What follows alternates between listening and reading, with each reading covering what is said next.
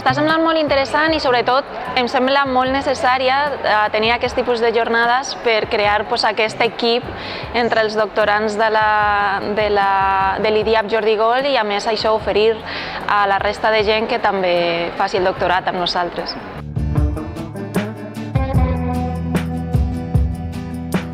Nosaltres estem treballant amb la gent gran de Catalunya a partir dels 65 anys per trobar agrupacions de persones segons les seves malalties i després fer models de predicció de mort a ingrés en residència i atenció domiciliària.